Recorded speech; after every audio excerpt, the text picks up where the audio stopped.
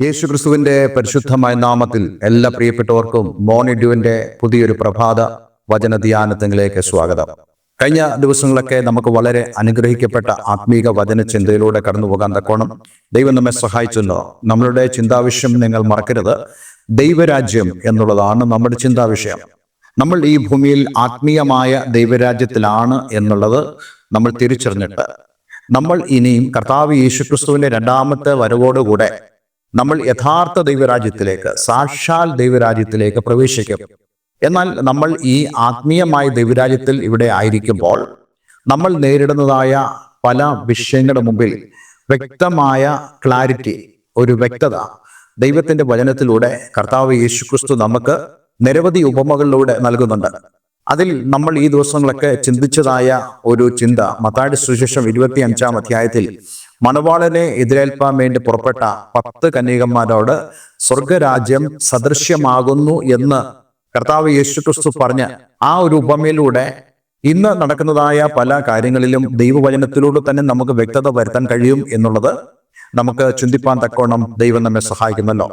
ഈ കഴിഞ്ഞ ദിവസങ്ങളൊക്കെ നമ്മൾ ആത്മീയമായ മയക്കം എന്നുള്ള ഇന്ന് സഭ നേരിടുന്ന വലിയൊരു വിഷയത്തെക്കുറിച്ചാണ് നമ്മൾ സംസാരിച്ചത്. നമ്മുടെയൊക്കെ ജീവിതത്തിൽ ആത്മീയ മയക്കം ഉണ്ട് എന്നുള്ളത് നമ്മുടെ ജീവിതത്തിൽ നമ്മൾ അനുഭവിക്കുന്നതായ പ്രത്യാഘാതങ്ങളിൽ നിന്നും അല്ലെങ്കിൽ ഇന്ന് നമ്മൾ നേരിടുന്നതായ പ്രശ്നങ്ങളിൽ നിന്നും നമുക്ക് മനസ്സിലാക്കുവാൻ സാധിച്ചു, അല്ലെങ്കിൽ നമുക്ക് സാധിക്കും.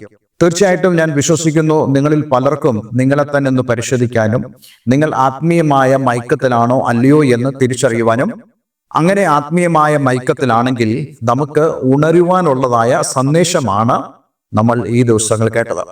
ഇന്ന് നമ്മൾ ഈ മത്തായിയുടെ സുവിശേഷം 25-ാം അധ്യായത്തിലേക്ക് തന്നെ മടങ്ങി വന്ന് അതിന്റെ 6-ാമത്തെ വാക്യം നമ്മൾ വായിക്കാൻ ആഗ്രഹിക്കുന്നു. അർദ്ധരാത്രിക്കോ മണവാളൻ വരുന്നു, അവൻ എതിരേൽപ്പാൻ പുറപ്പെടുവിനെന്ന് ആർപ്പുവിളി ഉണ്ടായി. വിശുദ്ധ തിരുവെഴുത്തിൽ നമുക്ക് വളരെ വ്യക്തമായി അർദ്ധരാത്രിയിൽ നടക്കുന്നതായ സംഭവങ്ങളെ കുറിച്ച് കാണുവാൻ കഴിയുന്നുണ്ട്. അത് സംബന്ധിച്ചുള്ള ചില കാര്യങ്ങളാണ് ഇന്ന് ഞാൻ നിങ്ങളോട് സംസാരിക്കാൻ ആഗ്രഹിക്കുന്നത്. ദൈവികമായ വിടുതലുകളും അതേപോലെ തന്നെ ദൈവത്തിന്റെ ഇടപെടലുകളും അർദ്ധരാത്രിയിൽ സംഭവിച്ചുവെന്ന് നമുക്ക് കാണാൻ കഴിയുന്നുണ്ട്. അത് സംബന്ധിച്ച് പുറപ്പാട് പുസ്തകം 12-ാം അധ്യായം 29-ാം വാക്യത്തിൽ ഇസ്രായേൽ ജനം അവർ മിസ്രയീമിൽ നിന്ന് പുറപ്പെടുവാൻ അർദ്ധരാത്രിയിൽ കടിഞ്ഞൂലുകളുടെ സംഹാരം എന്നുള്ള ഒരു ബാധ ദൈവം അയക്കുന്നു എന്നും ആ ബാധയിലൂടെ തന്നെ ഫറവോൻ ഇസ്രായേൽ ജനത്തെ വിട്ടയച്ചു എന്നും നമുക്ക് കാണുവാൻ കഴിയുന്നുണ്ട്. അങ്ങനെയാണെങ്കിൽ ദൈവം അർദ്ധരാത്രിയിൽ ദൈവികമായ ഇടപെടലുകളും അതേപോലെ തന്നെ വിടുതലുകളും ചെയ്യുന്നുവെന്ന് നമ്മൾ മനസ്സിലാക്കേണ്ടതായിട്ടുണ്ട്. ഇവിടെ ഈ അർദ്ധരാത്രി എന്ന് ഉദ്ദേശിക്കുന്നത് നമ്മൾ സാധാരണയായിട്ട് ഉദ്ദേശിക്കുന്ന പോലെ രാത്രി 12 മണി എന്നുള്ള അല്ലെങ്കിൽ അതിനോട് അനുബന്ധിച്ചുള്ള സമയം എന്നുള്ളതല്ല. വിശുദ്ധ ബൈബിളിൽ നമുക്ക് കാണാൻ കഴിയുന്ന അർദ്ധരാത്രിയൊക്കെ അപ്രകാരം തന്നെ ആയിരുന്നെങ്കിലും അതിലൂടെ ദൈവം നമുക്ക് അടയാളപരമായി സംസാരിക്കാൻ ആഗ്രഹിക്കുന്ന ഒരു കാര്യമുണ്ട്. അർദ്ധരാത്രിയുടെ ഒരു പ്രത്യേകത നമുക്കറിയാം. അർദ്ധരാത്രിയിൽ നമ്മൾ ആരും തന്നെ ഒന്നും പ്രതീക്ഷിക്കുന്നില്ല. മനുഷ്യരെല്ലാവരും തന്നെ റെസ്പോൺസീവ് അല്ലാതെ, പ്രതികരിക്കാൻ കഴിയാതെ വണ്ണം അവർ ഗാഢമായ നിദ്രയിലേക്ക് വഴുതി വീഴുന്നതായ സന്ദർഭമാണ്. അർദ്ധരാത്രിയുടെ മറവിൽ അനിഷ്ട സംഭവങ്ങൾ നടക്കുന്നുവെന്ന് നമ്മൾ മനസ്സിലാക്കാറുണ്ട്. അതേപോലെ തന്നെ അർദ്ധരാത്രി ഭയത്തിന്റെയും അതേപോലെ തന്നെ വളരെ ഉത്കണ്ഠയുടെ സമയമാണെന്നും നമ്മൾ തിരിച്ചറിയുന്നു. നമ്മൾ ആരും ഒന്നും പ്രതീക്ഷിക്കാത്തതായ ഒരു സമയം, നമ്മൾ ഒന്നും പ്രതീക്ഷിക്കുവാൻ ആഗ്രഹിക്കാത്ത ഒരു സമയമാണ് അർദ്ധരാത്രി എന്ന് പറയുന്നത്. ശാന്തമായി ഉറങ്ങുവാനും അതേപോലെ നല്ലൊരു പ്രഭാതത്തിൽ എഴുന്നേറ്റ് ദൈവത്തെ സ്തുതിക്കാനോ അല്ലെങ്കിൽ ജീവിതത്തിൽ നല്ല കാര്യങ്ങൾ പ്രതീക്ഷിക്കുവാനോ നമ്മൾ ആഗ്രഹിച്ച് കിടന്ന് ഉറങ്ങുന്നതായ സമയമാണ് നമ്മുടെ അർദ്ധരാത്രികൾ എന്ന് പറയുന്നത്. എന്നാൽ വിശുദ്ധ വേദവസ്തുത്തിലൂടെ നമുക്ക് കാണാൻ കഴിയുന്നുണ്ട് ഈ അർദ്ധരാത്രിയുടെ സമയത്ത് ദൈവം പ്രവർത്തിക്കുന്നു എന്നുള്ളത്. ഇവിടെ നമ്മൾ പുറപ്പാട് പുസ്തകം 12-ാം അധ്യായം 29-ാമത്തെ വാക്യത്തിൽ നമുക്ക് കാണാൻ കഴിയുന്നത് അർദ്ധരാത്രിയിൽ ദൈവത്തിന്റെ ഇടപെടലുകളും അതേപോലെ തന്നെ ദൈവം ഒരുക്കുന്ന വിടുതലുകളും ആ ഇസ്രായേൽ ജനം കണ്ട ഒരു സമയം ആയിരുന്നു. നമ്മുടെ ജീവിതത്തിലും ദൈവം പ്രവർത്തിക്കുവാൻ ആഗ്രഹിക്കുന്നു. നമ്മൾ പ്രതീക്ഷിക്കാത്ത സമയത്ത്, എല്ലാം കൈവിട്ടു പോയി എന്ന് കരുതുന്ന സ്ഥാനത്ത്, വളരെ ഭീതിയോടുകൂടി ഇരിക്കുന്ന സ്ഥാനത്ത്, പ്രിയമുള്ളവരെ, ദൈവത്തിന്റെ ഇന്റർവെൻഷൻ, ദൈവത്തിന്റെ ഇടപെടലുകളും അതേപോലെ തന്നെ ദൈവത്തിന്റെ ഡെലിവറൻസും നമുക്ക് കാണാൻ കഴിയുമെന്നുള്ളതിൽ യാതൊരു സംശയമില്ല. നമ്മുടെ ജീവിതത്തിന്റെ അർദ്ധരാത്രി എന്ന് പറയുന്നത് നമ്മൾ പ്രതീക്ഷിക്കാത്ത സമയം, നമ്മൾ വളരെ ഭയത്തോടുകൂടി ഇരിക്കുന്നതായ സമയം, വളരെ ഉത്കണ്ഠ നിറഞ്ഞതായ നമ്മുടെ ജീവിതത്തിന്റെ പശ്ചാത്തലത്തിൽ ദൈവം നിങ്ങൾക്ക് വേണ്ടി പ്രവർത്തിക്കുന്നു എന്നുള്ളതാണ് നമ്മുടെ അർദ്ധരാത്രിയുടെ സമയം. അതുകൊണ്ട് പ്രിയമുള്ളവരെ, ദൈവം അവിടെ പ്രവർത്തിക്കും എന്നുള്ളത് വിശുദ്ധ വേദപുസ്തകത്തിലൂടെ നമുക്ക് മനസ്സിലാക്കുവാൻ സാധിക്കും. ഈ പുറപ്പാട് പുസ്തകത്തിൽ തന്നെ ദൈവം ജനത്തെ വിടുവിക്കുന്നതോടൊപ്പം തന്നെ ദൈവം ന്യായവിധി നടത്തുന്ന ദൈവമാണെന്ന് നമുക്ക് മനസ്സിലാക്കാൻ കഴിയുന്നുണ്ട്. അതേ കടിഞ്ഞൂൽ സംഹാരം, മിസ്രയീം ജനത്തിന്റെ കടിഞ്ഞൂലുകളെ, അത് മൃഗങ്ങളാണെങ്കിലും മനുഷ്യരുടെ ഇടയിലാണെങ്കിൽ പോലും കടിഞ്ഞൂലുകളെ സംഹരിച്ചതായ, ന്യായവിധി നടത്തിയതായ ഒരു സന്ദർഭം കൂടിയാണ് ഈ അർദ്ധരാത്രി എന്ന് പറയുന്നത്.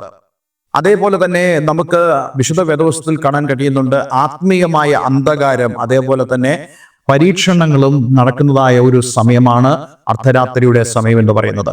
സങ്കീർത്തനം 119 വാക്യത്തിൽ നമുക്ക് വ്യക്തമായി കാണാൻ കഴിയുന്നു, ഞാൻ അർദ്ധരാത്രിയിൽ എഴുന്നേറ്റ് ദൈവത്തെ മഹത്വപ്പെടുത്തും എന്ന് സങ്കീർത്തനക്കാരൻ പറയുന്നത്. അവിടെ നമുക്ക് കാണാൻ കഴിയുന്നുണ്ട് അർദ്ധരാത്രിയിൽ നമ്മൾ ദൈവത്തെ സ്തുതിക്കുന്നതായ സന്ദർഭം എപ്പോഴാണ്? ജീവിതത്തിന്റെ അന്ധകാരങ്ങളിൽ നമ്മൾ വളരെയധികം ആത്മീയമായ അന്ധകാരങ്ങൾ ചുറ്റും നടമാടുന്നു എന്ന് മനസ്സിലാക്കുമ്പോൾ, അതേപോലെ തന്നെ നമ്മൾ പല വിധമായ ശോധനകളിലൂടെ കടന്നു പോകുന്നു എന്നുള്ള സന്ദർഭം വരുമ്പോൾ ദൈവമുഖം അന്വേഷിക്കുന്ന ഒരു സമയമാണ് അർദ്ധരാത്രി എന്ന് പറയുന്നത്. നിങ്ങൾക്ക് എത്ര പേർക്ക് ജീവിതത്തിൽ അപ്രകാരമുള്ള അനുഭവങ്ങളുണ്ട്? എൻ്റെ ജീവിതത്തിൽ ഞാൻ പലതവണ അത് അനുഭവിച്ചിട്ടുള്ള കാര്യമാണ്. രാത്രിയുടെ യാമങ്ങളിൽ എഴുന്നേറ്റ് പ്രാർത്ഥിപ്പാൻ എന്നെ പ്രേരിപ്പിച്ചത് എൻ്റെ ചുറ്റും അന്ധകാരം നിറയുന്നു, അതായത് സ്പിരിച്വൽ ഡാർക്ക്നെസ്, ആത്മീയമായ അന്ധകാരം നിറയുന്നു എന്ന് തോന്നുമ്പോൾ, അതേപോലെ തന്നെ പരിശോധനകളിലൂടെ ഞാൻ അടുത്ത ദിവസങ്ങൾ കടന്നു പോകുന്നു എന്ന് തോന്നുമ്പോൾ ദൈവത്തിന്റെ ആത്മാവ് എന്നെ എഴുന്നേൽപ്പിച്ച് ദൈവത്തെ സ്തുതിക്കുവാൻ പ്രേരിപ്പിക്കുന്നു. ഇതേ കാര്യം തന്നെയാണ് ഇവിടെ സങ്കീർത്തനക്കാരൻ പറയുന്നത്, ഞാൻ അർദ്ധരാത്രിയിൽ എഴുന്നേറ്റ് നിന്നെ സ്തുതിക്കും. അതേപോലെ തന്നെ പൗലോസും ശീലാസും അവർ അർദ്ധരാത്രിയിൽ ദൈവത്തെ കാരാഗൃഹത്തിൽ പാടി സ്തുതിച്ചുവെന്ന് നമുക്ക് കാണാൻ കഴിയുന്നുണ്ട്. നമുക്കറിയാം അവരുടെ കൈയും കാലും എല്ലാം ചങ്ങലക്കിട്ട് പൂട്ടിയതായ സന്ദർഭം. എന്നാൽ അതിന് നടുവിൽ അവർ ദൈവത്തെ പാടി സ്തുതിച്ചു. കാരണം അവരോട് ദൈവത്തിന്റെ ആത്മാവ് പറയുന്നു, നിങ്ങൾ പാടി സ്തുതിക്കണം എന്നുള്ളത്. കാരണം ഈ അന്ധകാരങ്ങളെ നേരിടുവാൻ അത് വളരെയധികം പ്രധാനമായൊരു കാര്യമാണ്. ഇന്ന് ഞാൻ നിങ്ങളോട് പറയട്ടെ, നമ്മുടെ ജീവിതത്തിന്റെ അന്ധകാരങ്ങൾ എന്ന് പറയുന്നത് ഉത്കണ്ഠകളുടെയും ഭീതിയുടെയും അതേ പരിശോധനകളുടെയും, നമ്മുടെ ജീവിതത്തിൽ അനിശ്ചിതത്വങ്ങൾ മുന്നിൽ നിൽക്കുന്നു എന്ന പോലെയുള്ള അനുഭവങ്ങളും ജീവിതത്തിലുള്ളപ്പോൾ ദൈവം നമ്മെ പാടുവാനും സ്തുതിക്കുവാനും അതേപോലെ തന്നെ ദൈവത്തെ മഹത്വപ്പെടുത്തുവാനും ദൈവം നമ്മെ പ്രേരിപ്പിക്കും. എന്തിനു വേണ്ടിയാ? ആ അന്ധകാരത്തിൽ നമ്മൾ ആദ്യം കണ്ടതുപോലെ ദൈവത്തിന്റെ ഇന്റർവെൻഷൻസ്, ദൈവത്തിന്റെ ഇടപെടലുകളും അതേപോലെ തന്നെ ദൈവം നമുക്ക് വേണ്ടി ഒരുക്കുന്നതായ ഡെലിവറൻസും കാണുവാൻ. ഇസ്രായേൽ ജനം അവർ മിസ്രൈമിലായിരുന്നപ്പോൾ ഇങ്ങനെ അർദ്ധരാത്രിയിൽ ദൈവത്തിന്റെ ഇടപെടലുകളും അതേപോലെ തന്നെ ദൈവത്തിന്റെ ഡെലിവറൻസും വിടുതലും അവർ കണ്ടെങ്കിൽ, അപ്പോസ്തലനായ പൗലോസും ശീലാസും അവരും അതേപോലെ തന്നെ ദൈവത്തിന്റെ ഇടപെടലുകളും അനുഗ്രഹങ്ങളും അവർക്ക് കാണുവാൻ ദൈവം സാധിച്ചു. നമ്മുടെ ജീവിതത്തിൽ അപ്രകാരം തന്നെ സംഭവിക്കും. അതായത് നമ്മെ ഭയം പിടിമുറുക്കുമ്പോൾ, ഉത്കണ്ഠകൾ പിടിമുറുക്കുമ്പോൾ, അനിശ്ചിതത്വങ്ങൾ പിടിമുറുക്കുമ്പോൾ നമ്മൾ വളരെയധികം വിഷമിച്ച് കരഞ്ഞ് വല്ലാത്ത അവസ്ഥയിൽ മറ്റ് ഏതെങ്കിലും കാര്യങ്ങളിലേക്ക് തിരിയുക എന്നുള്ള ചിന്തയിലേക്ക് നമ്മൾ മാറുമ്പോൾ ദൈവത്തിന്റെ മുഖം അന്വേഷിക്കുവാൻ നമുക്ക് സാധിക്കണം. ചില ആളുകൾ അവർ മദ്യപിക്കുന്നവരായ ആളുകളുണ്ട്. അവരോട് ചോദിക്കുമ്പോൾ അവർ പറയാറുണ്ട്, ഞങ്ങൾക്ക് വിഷമം കൂടുമ്പോൾ, ഞങ്ങളുടെ ചുറ്റും അന്ധകാരം എന്ന് ഞങ്ങൾക്ക് തോന്നുമ്പോൾ, ഒരു മാർഗവും ഞങ്ങൾ കാണാതിരിക്കുമ്പോഴാണ് ഞങ്ങൾ മദ്യത്തിലേക്ക് തിരിയുന്നത്. പക്ഷേ ദൈവത്തെ അറിയാവുന്ന ഒരു വ്യക്തിയെ സംബന്ധിച്ചിടത്തോളം അവന് ആശ്രയം മദ്യമല്ല, അവന്റെ ആശ്രയം ലഹരി മരുന്നുകളല്ല, അവന്റെ ആശ്രയം അവനെ വിടിവിപ്പാൻ കഴിയുന്ന ഒരു ദൈവത്തെയാണ്. ലഹരിയും മദ്യവും ഒക്കെ നമ്മെ വളരെയധികം തോൽവിയിലേക്ക് കൊണ്ടുപോകുമ്പോൾ, തകർച്ചയിലേക്ക് കൊണ്ടുപോകുമ്പോൾ ദൈവത്തിൽ ആശ്രയിക്കുന്ന ഒരു വ്യക്തിക്ക് ദൈവത്തിന്റെ രക്ഷയെ കാണുവാൻ സാധിക്കും. ഇന്ന് ഞാൻ ഈ ഒരു വേദഭാഗം ഇവിടെ നിർത്തുക. ദൈവം അനുവദിച്ച അടുത്ത ദിവസം നമ്മൾ ഇതിന്റെ തുടർമാനമുള്ള ചിന്തയിലേക്ക് പ്രവേശിക്കുന്നതാണ്. പക്ഷെ ഒരു കാര്യം ഞാൻ നിങ്ങളോട് ഇന്ന് ഈ അവസാനമായി പറയാൻ ആഗ്രഹിക്കുന്നു. ജീവിതത്തിന്റെ അന്ധകാരങ്ങൾ നമുക്ക് ഒഴിച്ചുകൂടാനാവാത്തതാണ്. നമ്മൾ ആരും തന്നെ അത് ആഗ്രഹിക്കുന്നില്ല എങ്കിലും നമ്മുടെ ജീവിതത്തിൽ അപ്രകാരമുള്ള അനുഭവങ്ങൾ കടന്നു വരും.